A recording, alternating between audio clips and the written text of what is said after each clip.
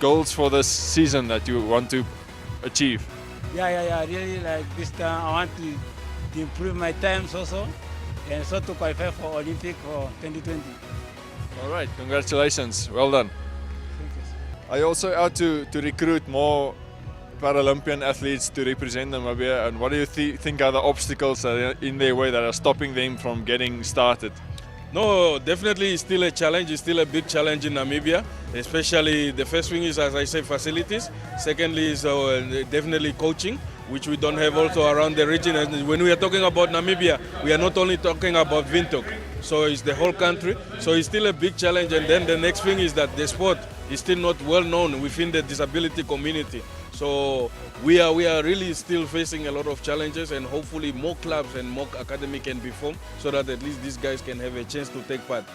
An avid runner and an avid athlete, and she's picking up her speed all the time. Marisa, tell us about your experience. Thank you, Jareen. Actually a novice runner. I really do it for fun, and I do it just to, put myself out there amongst this brilliant group of people, which are actually our Namibian runners. The experience was great from the start, especially with those Harley Davidsons, kicking through energy.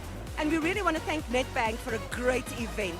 Well organized, everything in place, and especially coming home, just being received so well at the finish line. Thank you so much. Took City runners. Yes, because I'm the PRO. Please tell us how many of your club members participated? Yeah, I anticipate we had over 100 people. We gave out almost over 100 forms, so we expected they're all here. And it was quite a good turnout. 2,500 people to run on Independence Avenue is unheard of, and this is the first time. And I think Nedbank just broke the record. Through Nedbank Citi runners, they started in 2017, and I joined them, and I got addicted. And it's a very nice addiction. And the first place prize goes to Nedbank Citi runner. Check. Well done, guys. Check. We're not going to mention numbers, it was close. Well done, Franz. Nice to have you guys on board. Good job, buddy. Okay, let's give the Nedbank Citi runners another big round of applause. Biggest step to represent. There's a Nedbank Gymnasium. Where are some Nedbank Gymnasium kids? Hannah, Zoe, where are you guys? Missing in action. We decided last night, rather than combine first place and second place prize money, we're actually going to give the full prize money to both of these schools. Collectively, between these two schools, 650 scholars and teachers. I think that deserves a huge round of applause. From St. George's and some learners from St. Paul's. Give them here. Cycle challenge a few years ago attracted 1,200 cyclists. Today we double that to 2,500. So I want to ask you to give yourselves a massive round of applause for being here. The only under 18 male today, a youngster who ran a phenomenal time. There's only one of them. His time today, 33 minutes and 50.57 seconds.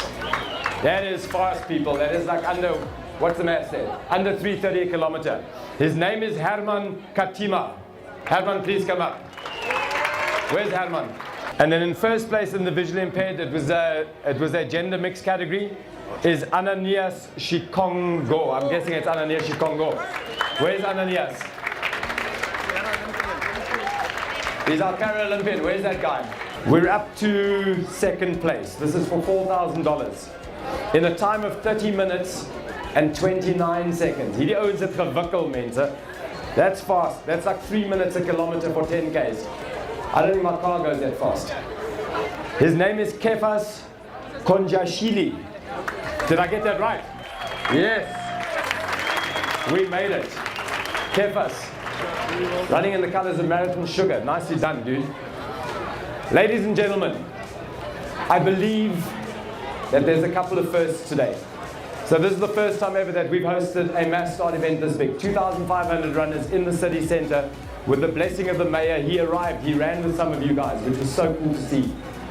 29.58. I can't even get my head around that.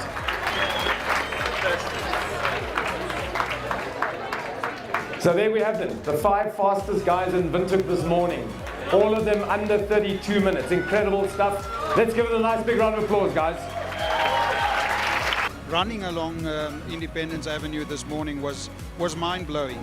We've never seen a sporting event of this magnitude where Windhoekers and people from across the length and breadth of our country come out and run on a Sunday morning. We've not seen it. So history in the making, and thank you to the Windhoek Express team for making sure that we share it with the wider world.